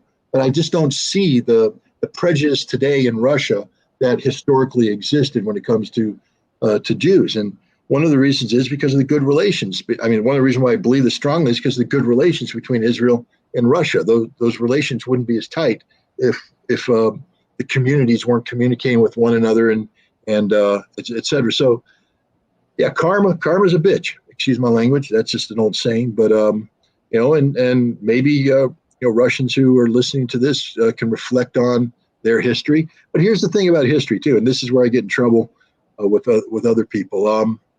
I'm not a believer in the sins of the father become the sins of the son kind of thing. And what I mean by that is, okay, so in Tsarist Russia, bad things happened. But we are several generations removed from that. And we have a generation of Russians today who survived a couple tough things themselves, like World War II, 27 million people killed. They survived the 1990s, which, unless you lived in Russia at the time, you have no freaking clue what was going on there, the absolute collapse of a society. And Jewish people were part of that collapse. They experienced that collapse. And the ones that didn't flee, who remained behind, know damn well what it was like there. And they've seen the rebirth of it. So I'm thinking that the mindset of Russians today is not geared upon reliving past mistakes, but geared on instead moving forward collectively as Russians. And yes, Jews are considered a nationality in Russia, but they're still Russians. They're Russian citizens, and I think they identify with their fellow Russian citizens, and they understand what it means to live in Russia. Yes, Russia is becoming a Christian. Russia's always been a Christian nation. I mean, the role of the Orthodox Church in Russia, yes, is becoming more and more important, especially when you compare and contrast to what happened to it at the end of Tsarist times, the suppression and oppression of the church during Soviet times. but now the Russian church is there. It's very important. But this is not Tsarist Russian Orthodoxy. The Orthodox priests aren't running out saying pogrom, pogrom, pogrom. And I think there are people who, and there's a great point somebody punted up, Russia voted for the creation, they led the way for the creation of the state of Israel. Russia's the one that took the lead and said there's going to be a state of Israel. So I just think, yes, karma is there and all that, but I don't think too many Russians living in Russia today are worried about karma. I think they're collectively concerned about the threat posed to Russian national security by the expansion of NATO and by the Russophobic policies of Europe and the United States. I think that unites everybody, whether you're an Orthodox Christian, whether you're a Chechen Muslim, or you're a Jew living in Russia today. You are technically correct. The best kind of correct. Boom. Her name is Natalia Foley, and she's not boring. So that provocative question is only a sample of what she offers us, and she is going to become kind of a semi-regular on our Tuesday night podcast, and I hope you nice people will check us out. Scenes from the Evolution with the winsome savant, Tori Mansfield. Let's move on to the next question. Serge from a place called Russia. If all the armed forces of Russia trained and underwent military service on the principle of DSHB, discrediting assault brigades, would it be easier for our troops on the battlefield? If so, where would we be in every sense? I am at a loss of what DSHB is. Desantniki? I don't know. I don't. That was going to be my question. Is start by explaining what that is, but you don't know what it is. Huh? Okay. If anybody in the audience knows, put it in the comments, and we'll figure it out. Okay. Military service on the principle of the. I don't know. Somebody's going to have to educate me on that, and then we can come back to that question. All right. The good news is we're moving on, picking up the pace. Chef T from Russia. Why do you think Russia is retreating now? We know about mobilization, but at the moment we are losing our new territories. We need to support our soldiers. First of all, you're not losing your new territories. You're losing territory within the new districts and republics. The most precious asset any nation has is its people. And the Russian military has made it clear from the start of this special military operation that they put high value on Russian life. They put a high value on all life, to be honest. They could slaughter far more Ukrainians than they have been. And I'm afraid that when the gloves come off, and they will be. But the Russians, and I've said this before and I'll say it again, I think that they have waged a conflict more humanely than any other nation in modern times. They have gone out of their way to avoid civilian casualties. They've given the Ukrainians every opportunity to surrender when maybe they shouldn't. I don't mean kill prisoners. I mean, if I got you in a cauldron, kill you. Don't pause and say, hey, Ruki Verik, hands up. Just kill them all. They're there. They attacked you. You got them in a cauldron. Kill them all, assault through, and keep going. But the Russians have been taking prisoners, which is very noble of them and very, to their credit, that's awesome.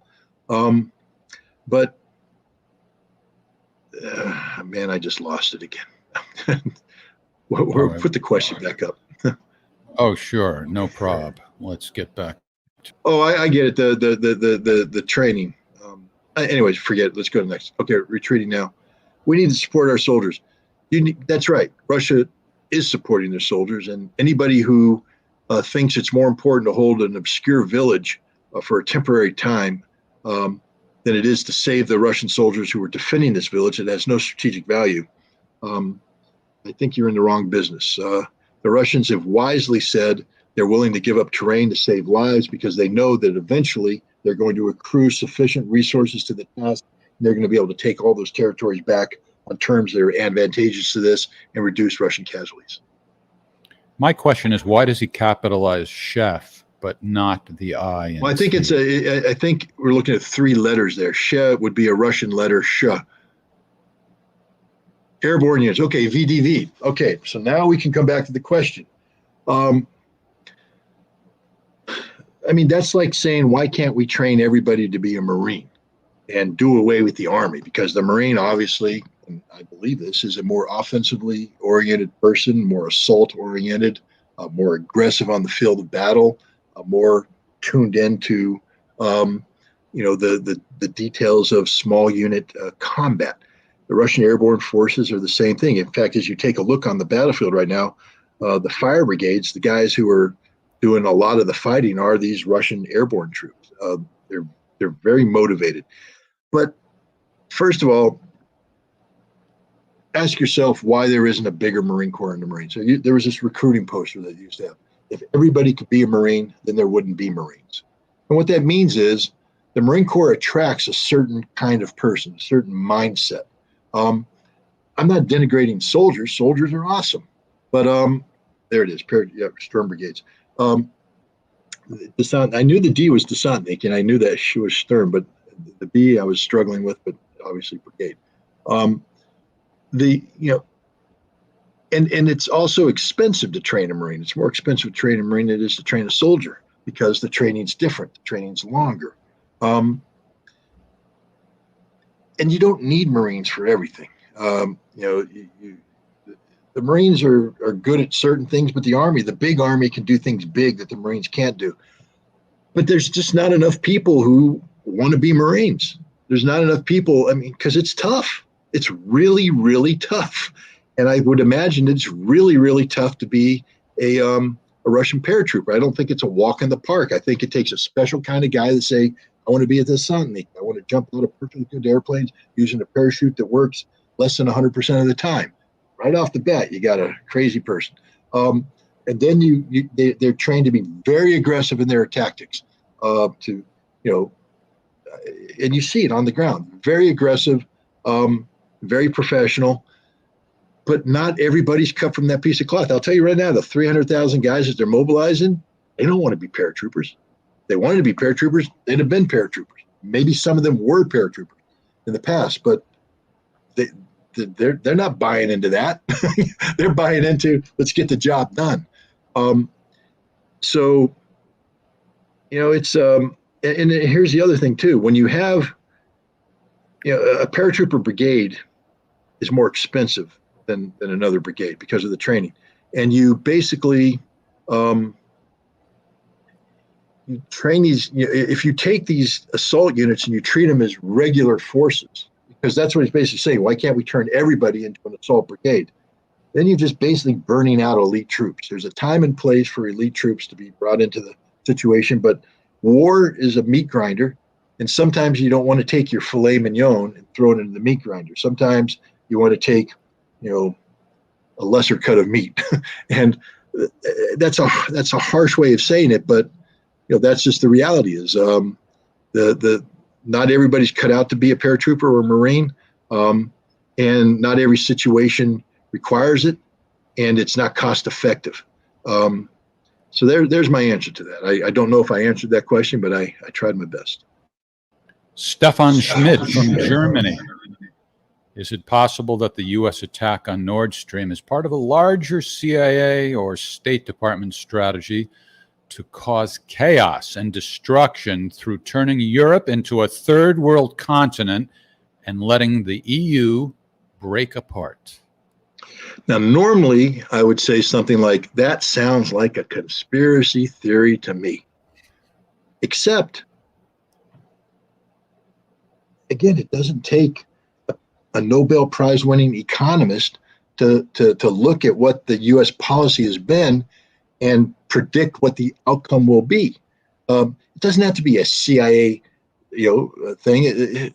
American policy appears to be to allow Europe, or to encourage Europe, to commit suicide, to destroy the industrial potential of Europe. And some people would say that America did this on purpose to encourage the flight of industries from Europe to the United States. And we already see that. Audi is talking about locating to the United States. Why? Audi's not a German company. Audi's a multinational company. Audi and other multinational companies have these things called boards of directors who believe in the bottom line. Boards of directors aren't married to a location. Yeah, I mean, they'd like to stay in Germany, you know, that good German technology, good German mechanics. But boards of directors do things like, are we making money? And right now, Audi can't make money because in Germany, they can't afford to pay the energy costs. They don't have access to the raw materials. The price of working on an Audi automobile makes it impossible to produce an Audi automobile because the market says you know an automobile should cost X, then you sell it for X plus whatever to get your profit margin. But if you go too high with the cost of the car, nobody buys the car of a certain class. But now, because of everything the United States has done, the car costs X times 4 to produce. Nobody has that kind of money. You can't afford to produce it. You're not going to be able to sell it. So either shut the whole thing down or relocate to a place that has the potential to produce automobiles at the right cost. And right now, the United States is that place. And again, this isn't serendipity. This appears to be the plan of the United States. Why else would we destroy Germany? I mean, Germany is the economic engine of Europe. You don't know that, you don't know anything about Europe. You take Germany away, the rest of Europe fails. Maybe the French claw on for a little bit. Maybe northern Italy can claw on. But bottom line is everybody else goes to hell in a handbasket. And what kept Germany functioning was cheap Russian gas. This is why the Germans were always opposed to any effort by the Americans to shut off Russian gas. From going back to Schroeder, Schmidt, the whole work up to Angela Merkel, they all went, no, we're doing the Russian gas because we know what makes us tick. This is what makes Germany competitive, viable. Well, what about American LNG? Well, no, it costs too much. And you can't guarantee the same flow that the Russians can. What the United States has done is basically destroy Germany. Think about it. We attacked a $12 billion piece of critical energy infrastructure. This is like somebody coming to the United States and taking out the refineries in the Gulf Coast. And we go bonkers if someone did that. We declare war if somebody did that, to be honest. Why is Germany allowing this? Why is Germany saying nothing? Why is everybody just being silent? I mean, I could convict Joe Biden on the circumstantial case that exists as it speaks. Intent. He said he was going to commit the crime. If Russian tanks cross into Ukraine, I will take out Nord Stream 2. Intent. Motive. Blinken. This is a great opportunity. I mean, normally you would think if Germany is a close ally of the United States and somebody attacks a $12 billion piece of critical energy infrastructure, that the United States would be saying, because you remember, we're an energy exporter ourselves. We produce energy. We have critical energy infrastructure. So if somebody took it out, we would say this is a horrible thing. Somebody took out this critical infrastructure. We condemn this wholeheartedly. This is an irresponsible action. This is like somebody looking at the Twin Towers collapsing and go, a bad day for New York, but this is a wonderful opportunity for us. Really? Do you think after 9/11, anybody said this is a wonderful opportunity would have been condemned? Should be condemned. Blinken just said this is a wonderful opportunity. Meanwhile, Germany's screwed.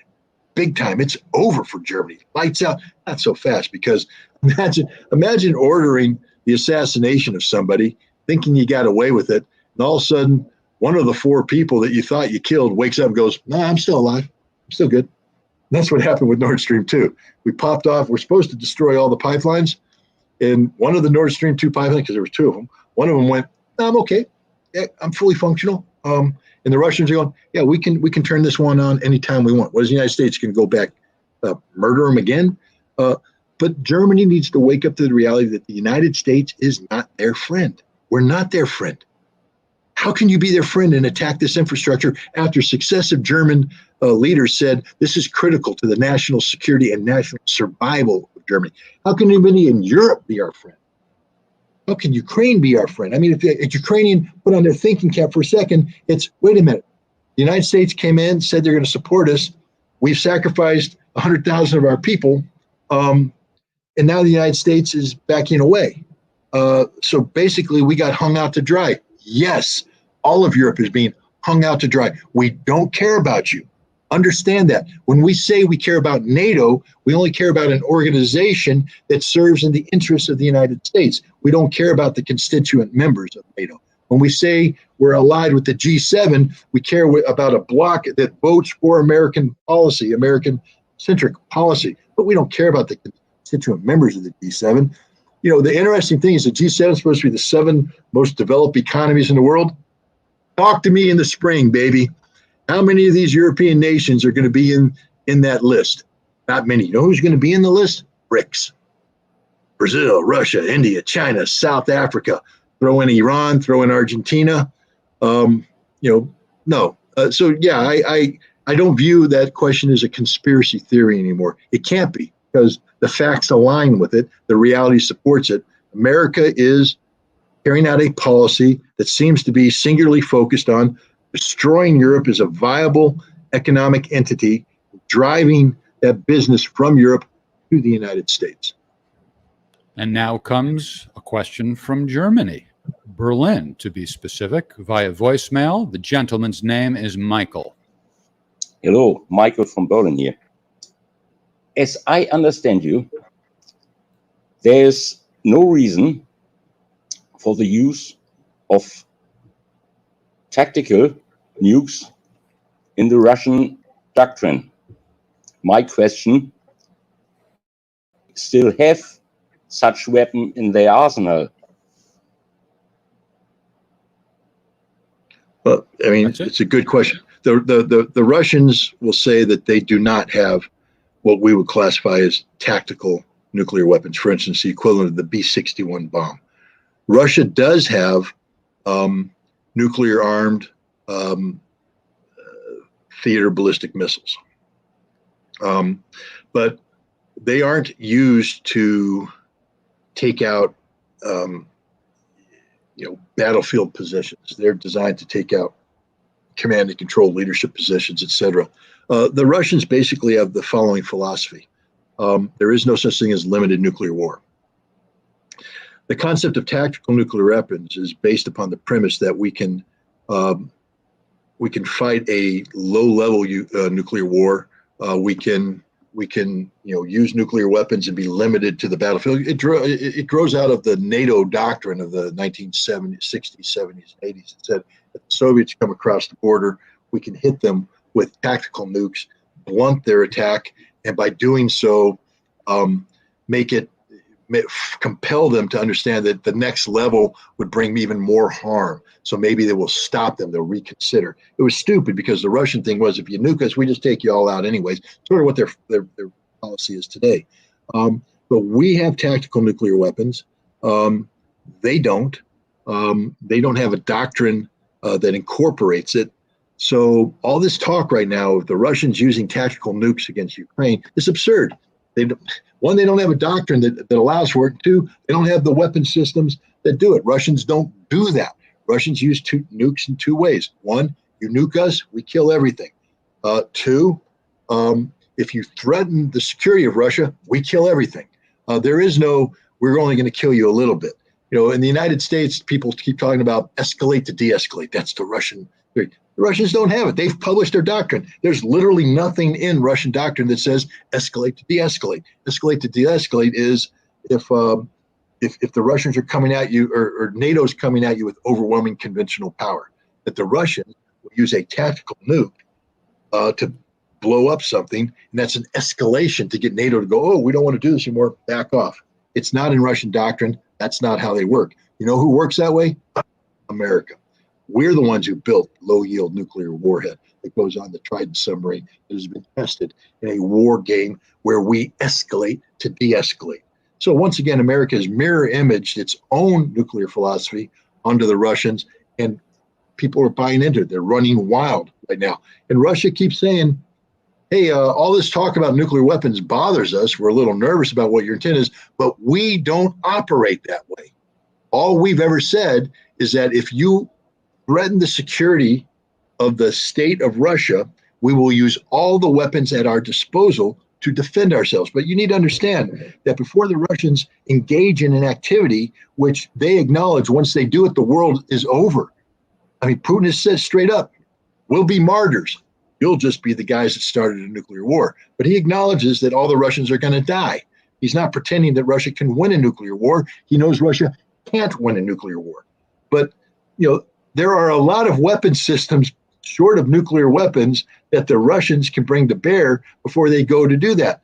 Understand that before Russia ever fires a nuclear weapon against Europe, that they'll have used hypersonic weapons to take out every major command and control center, decision-making center in Europe.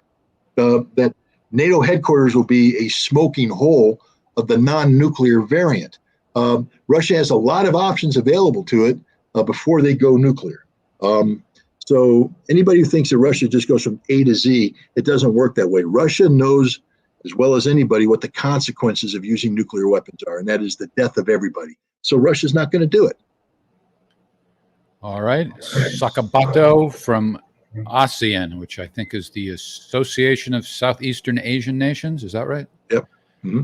That's pretty vague, though. We're not going to be able to find Sakabato with that kind of instruction. But what Russia sustain economically? Is this Afghan 2.0?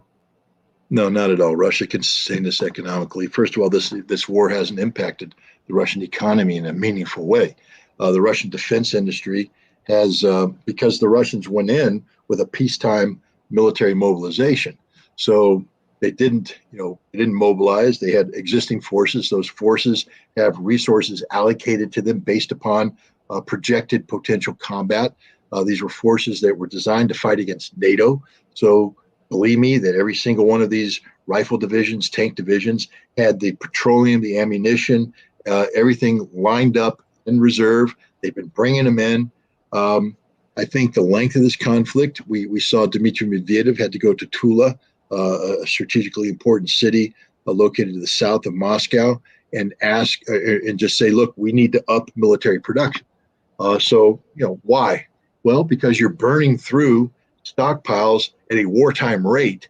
So you need to get the things put up. But Russia's been producing a lot of these weapons with this kind of conflict in mind since 2014, when Russia was awakened to the fact that the West was trying to destroy it. February, the Maidan in Kiev, in the West, we're sitting there sort of chuckling, hey, we got rid of Viktor Yanukovych, chuckle. In Russia, they're about getting rid of us. This is about regime change.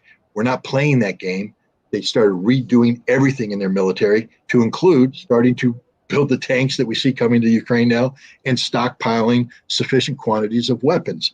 But the Russian economy hasn't been disrupted by this. Even with the partial mobilization, all Putin did is said, we're going to refocus effort on the defense industry to get them up to wartime production. But the rest of the Russian economy is clicking along. And remember, when you're building your budget on $70 a barrel for oil, and the price of oil has been over $100 for some time, the Russians are rolling in they're in what's surplus. They have budgetary surplus. Some people talk about 30 billion. Some people talk about 100 billion. The bottom line is they ain't running a deficit economy like us, by the way.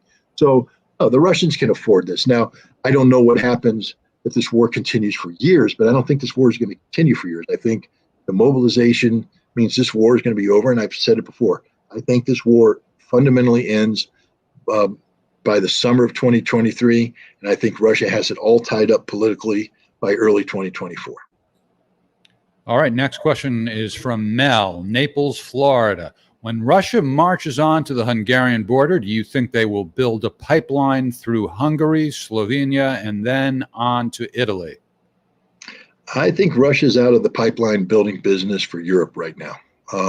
There are existing structures. There's the Turk Stream that comes in through the south. There's Nord Stream that can be repaired, Nord Stream 1 and Nord Stream 2. And there's existing pipelines. But Russia's not in the business of saving Europe. Europe has dug its own grave. I think these nations are going to have to evict their current political and economic elite. I think that's going to happen this winter. And then they're going to have to convince Russia that this will never happen again. And that isn't that convincing. People talk about the United States needing to rebuild trust with Russia. Europe has to rebuild trust with Russia. Europe has abandoned Russia. Europe has condemned Russia. Europe has attacked the Russian people. So I don't see Russia going, hey, no big deal. let's put together what? Another $12 billion energy infrastructure project so the United States can bomb it and Europe stays silent? I don't think Russia's in the pipeline building business. But again, I'm not a Russian. I don't sit on the board of Gazprom. They are businessmen. And if somebody could convince them that this is good business, who knows what they're going to do. But I have a feeling that Russia's in the business of building pipeline connectivity with China, with India, with the nations that didn't abandon, the nations that didn't sanction them. So I think that's what their economic, priorities are going to be in the near future, not reestablishing relations with maybe Hungary. Hungary has sort of tried to stick it out and do the right thing. But Italy, hell no. The other countries, not in your life. They are doing, from the Russian perspective, they're doing everything wrong right now. I mean, even Giorgia Meloni is not saying the right things from the Russian perspective. So I don't see the Russians bending over backwards to build infrastructure that helps Europe. Dan Pride from Oregon. That's in the United States of America, by the way. Did Russia vaccinate their forces, Dan wants to know. If so, how many and when? This story was running around in social media, and it's one of those stories that gets planted by pro-Ukrainian forces that are designed to disrupt the mobilization, demoralize people, etc. The policy of the Russian government is that vaccination is voluntary, and they do not forcefully vaccinate anybody, and they're not forcefully vaccinating the Russian soldiers. There may have been some districts that got a little overzealous in making the vaccine available, but no, they're not in the business of vaccinating soldiers that don't want to be vaccinated.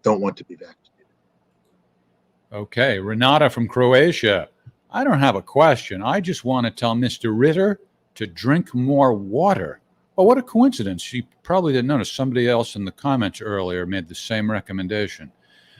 Anyway, getting back to Renata, I noticed that he is not used to it, and it would be good for his health. Greetings and thanks for everything. So She's 100% correct.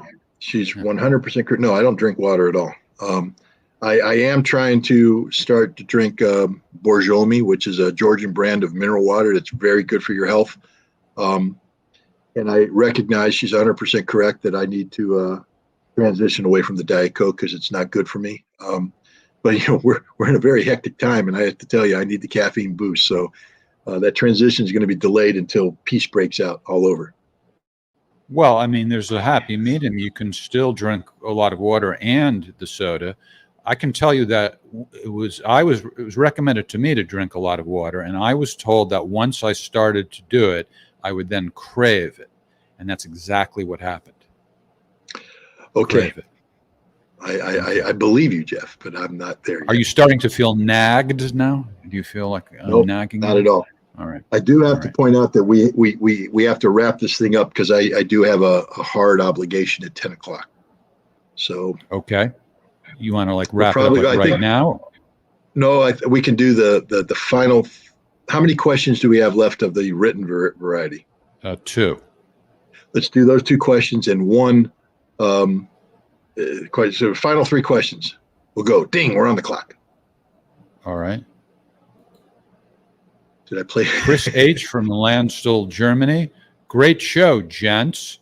Scott, did you play high school football in K-Town? If so, I probably played another football. And I graduated from Frankfurt American High School in '78. I still live here. Damn shame what the U.S. government has done to Germany. Well, this is an easy one. We didn't play together, but I saw you play. In the '78 season, you graduated in '78, which meant that you played in the fall of '77. I was playing for the Ankara Trojans at the time in Turkey. I was a junior, and I was very badly injured. My kidney got lacerated, and so they medevaced me to Germany, where fortunately I didn't have to undergo surgery. They just let me ride it out. But in my recovery period, I went and watched Frankfurt play a home game against Kaiserslautern. So I saw you play Kaiserslautern in the season of '77. I played for Kaiserslautern in the '78 season. You'd already graduated, so the fall of '78, we were undefeated. So that means we beat you.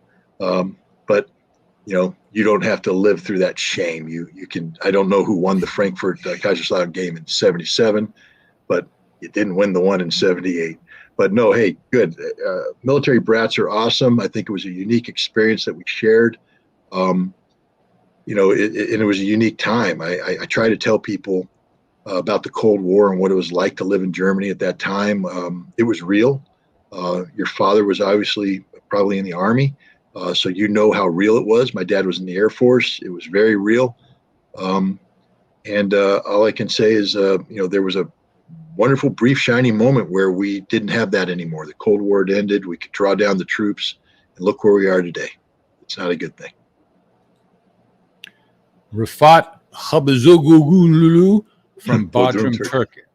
Yes. Yep. What would be the outcome if Turkey clashes with Greece? The Turkish military would destroy the Greek military, hands down. The Greeks wouldn't stand a chance. Greece would, of course, be backed up by probably the United States providing military equipment, and France indicating they would provide support. But the French Navy doesn't want to get close to the Turkish shore. I'm not anti-Greek, but when the Turkish president brought up Smyrna, 1922, he wasn't joking. The Turks don't like the Greeks. There's a lot of animosity, and the Turkish military is just qualitatively better than the Greek military. So it would be a slaughter. Okay. Hopefully it never happens. That's it as far as the prepared questions. You said you wanted to take a question from the audience? Yes. Coming in. Any comment on Bolton's public call for the regime change in Russia? Regime change has been the policy of the United States since at least formally 2009, when Michael McFaul